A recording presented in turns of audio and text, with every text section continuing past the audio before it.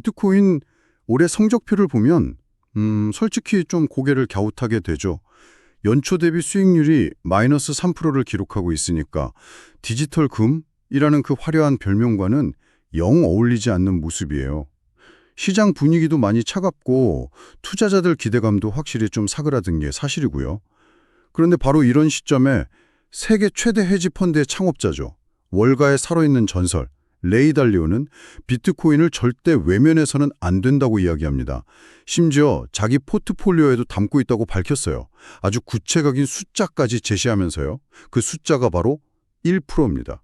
오늘은 이 1%라는 숫자에 담긴 그 냉정한 전략 그리고 그 깊은 의미를 한번 파헤쳐 보려고 합니다.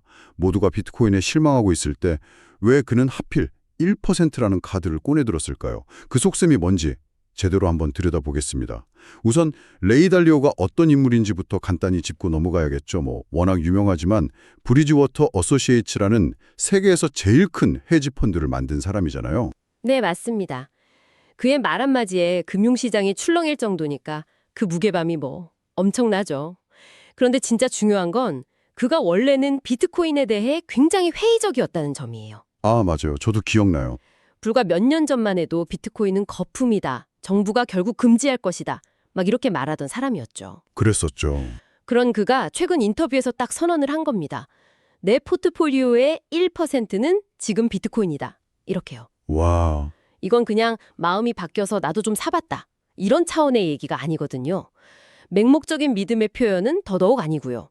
아주 철저하게 계산된 지극히 냉정한 전략적 선택의 결과물 이렇게 봐야 합니다. 듣고 보니 더 흥미롭네요.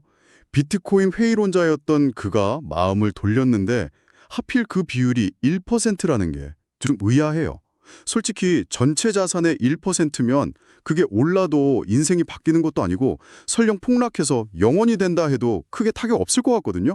이렇게 작은 비중으로 투자하는 게 무슨 의미가 있나 싶은데요. 아, 바로 그 지점이 이 전략의 천재성입니다. 천재성이요? 네. 1%가 작아 보이지만 포트폴리오 전체에 미치는 영향은 결코 작지 않거든요. 이걸 이해하려면 상관관계라는 개념을 좀 알아야 하는데요. 자산운용사 위즈덤트리가 지난 10년간 데이터를 분석한 자료를 보면 그 이유가 아주 명확해집니다.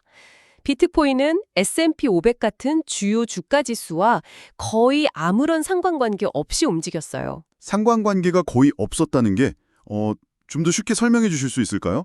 예를 들어 주식시장이 크게 흔들렸을 때 비트코인은 어떻게 움직였나요? 네, 좋은 질문입니다. 상관계수라는 수치로 표현을 하는데요.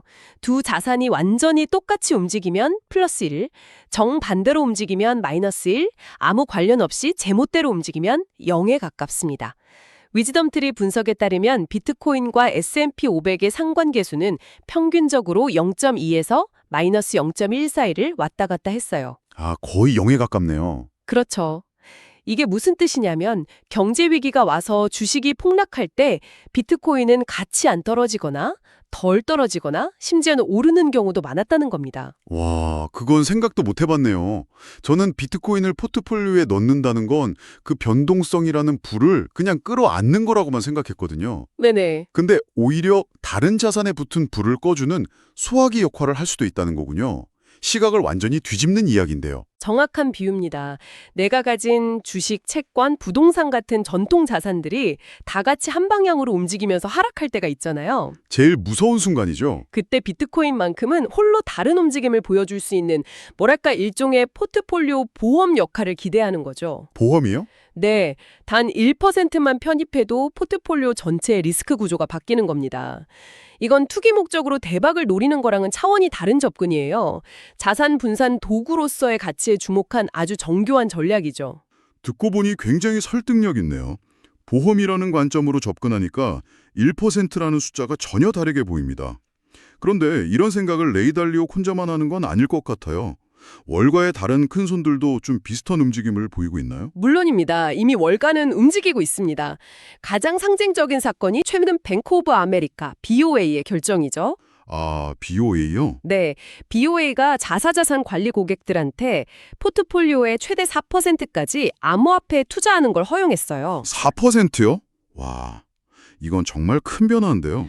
엄청난 변화죠. 불과 몇 년 전만 해도 월가 기관들은 암호화폐를 절대 손대면 안 되는 금지 자산 이렇게 취급했거든요. 그랬었죠. 그런데 이제는 관리 가능한 위험 자산의 한 종류로 공식적으로 인정한 셈입니다. 레이 달리오는 보수적으로 1%를 이야기하는데 뱅크 오브 아메리카는 최대 4%까지 열어뒀네요. 이 차이는 어떻게 해석해야 할까요? 바로 그 차이가 이 논의의 핵심에 보여줍니다.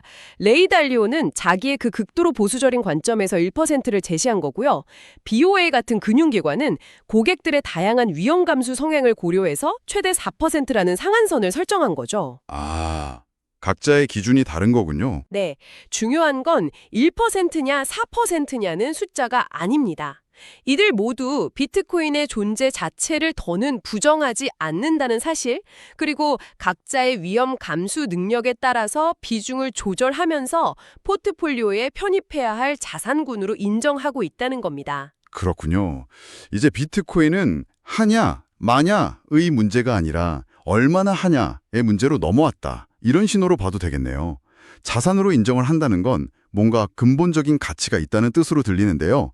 그래서 항상 나오는 말이 그 디지털 금이라는 표현인 것 같아요. 사실 처음 들었을 땐 좀 터무니없다고 생각했는데 월가가 이렇게 움직이는 걸 보면 진짜 뭔가 있긴 있다는 거잖아요. 도대체 어떤 점이 금과 닮았다고 보는 건가요? 여러 이유가 있겠지만 결정적인 이유는 딱 하나입니다. 바로 희소성이죠. 희소성이요? 네, 비트코인은 처음 설계될 때부터 총 발행량이 2,100만 개로 영원히 고정되어 있어요. 그 누구도 이 규칙을 바꿀 수가 없죠. 그런데 이미 1,995만 개 이상이 채굴돼서 시장에 유통되고 있습니다. 그럼 이제 나올 게 거의 안 남았다는 거네요? 맞습니다. 앞으로 세상에 나올 비트코인이 정말 얼마 남지 않았다는 뜻이죠. 생각해보면 정말 대단한 개념이네요. 미국 연준을 비롯해서 각국 중앙은행은 경기가 어려울 때마다 계속 돈을 찍어내고 정부 부채는 막 눈덩이처럼 불어나잖아요. 그렇죠. 우리가 쓰는 돈의 가치는 계속 희석될 수밖에 없는 구조인데 비트코인의 총량은 2,100만 개에서 절대 늘어나지 않는다.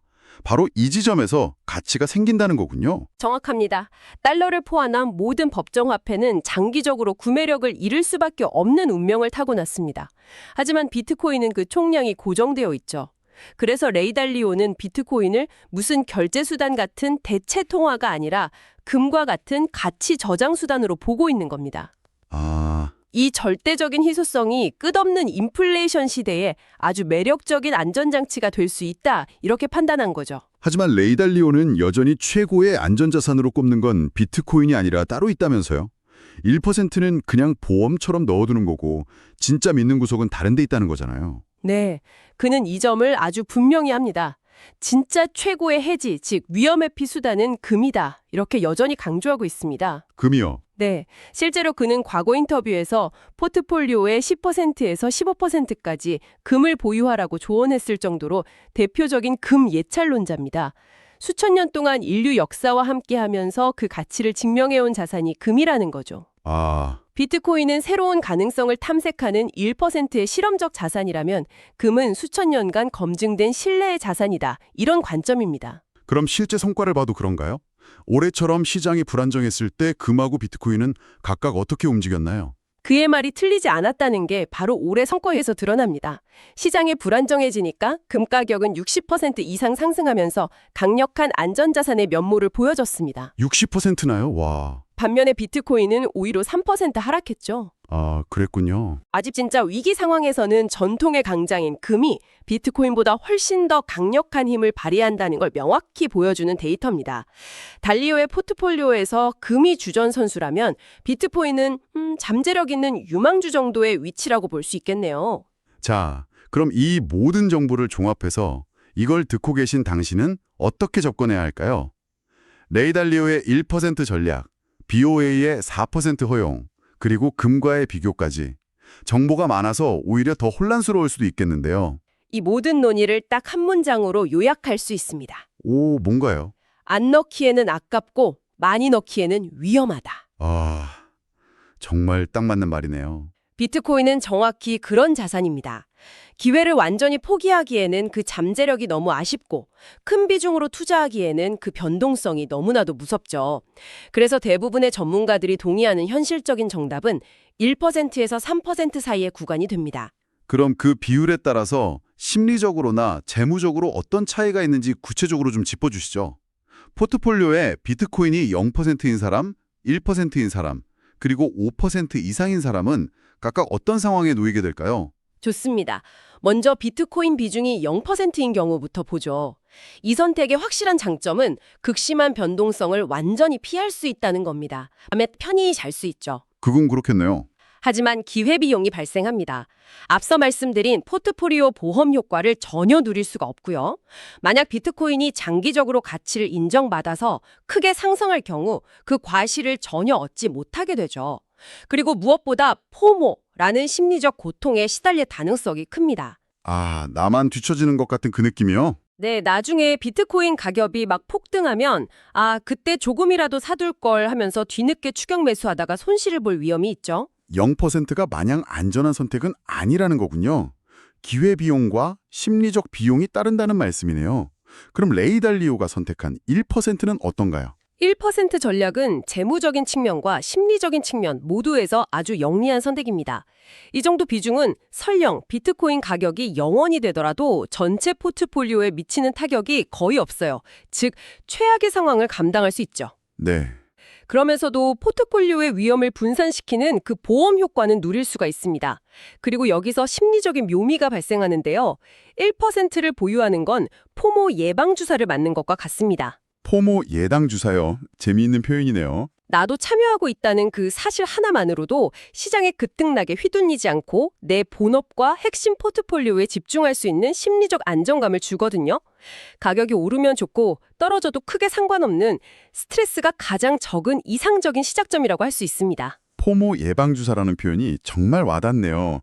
마지막으로 5% 이상은 어떤가요? 이 정도면 꽤 공격적인 비중인데요. 나 5%를 넘어서는 순간부터는 이야기가 완전히 달라집니다. 비트코인의 그 극심한 변동성이 당신의 일상과 심리를 직접적으로 공격하기 시작해요. 공격이요? 네, 하루에 20%, 30%씩 가격이 급락하는 상황을 겪게 되면 전체 자산의 상당 부분이 흔들리기 때문에 이성적인 판단을 하기가 극도로 어려워집니다. 상상만 해도 끔찍하네요. 밤에 잠도 못 자고 시세창만 들여다보게 되죠. 그러다 공포에 질려서 최저점에서 손절매를 하거나 반대로 비이성적인 물타기를 하는 등 잘못된 결정을 내릴 확률이 급격히 높아집니다. 감당할 수 있는 수준을 넘어서는 순간 투자는 도박이 되고 일상을 망가뜨리게 되는 겁니다. 정리를 한번 해보겠습니다. 비트코인은 지금도 여전히 하루에 수십 %씩 오르내리는 변동성이 아주 높은 자산입니다. 이건 명백한 사실이죠. 하지만 동시에 레이 달리오 같은 최고의 투자자와 뱅크 오브 아메리카 같은 거대 금융기관들이 그 가치를 인정하기 시작하면서 이제는 완전히 무시할 수 없는 자산이 된 것도 분명해 보입니다. 그렇습니다. 억만장자 투자자와 세계 최대 은행이 목소리를 모아서 같은 이야기를 하고 있는 셈입니다. 비트코인을 버리지는 말라. 단, 당신이 감당할 수 있는 비율만 가져가라. 이것이 현재 월스트리트가 내놓은 가장 현실적인 결론이라고 할 수 있습니다. 위험을 무조건 피하는 게 아니라 잘게 쪼개서 관리하는 대상으로 바라보기 시작했다는 거군요. 네, 과거 절대 하지 말아야 할 투기의 대상에서 이제는 작게라도 가져가야 할 포트폴리오의 일부로 그 인식이 완전히 바뀌고 있는 겁니다. 알겠습니다. 오늘 이 논의를 바탕으로 당신에게 마지막으로 이런 질문을 던져드리고 싶습니다. 각국 정부가 부채를 해결하기 위해 끊임없이 돈을 찍어내고 우리가 가진 전통적인 화폐가 장기적으로 그 가치를 잃어갈 수밖에 없는 세상에서 총량이 완벽히 고정된 디지털 자산에 대한 노출을 전혀 갖지 않는 것의 장기적인 기회비용은 과연 얼마일까요? 시청해주셔서 감사합니다.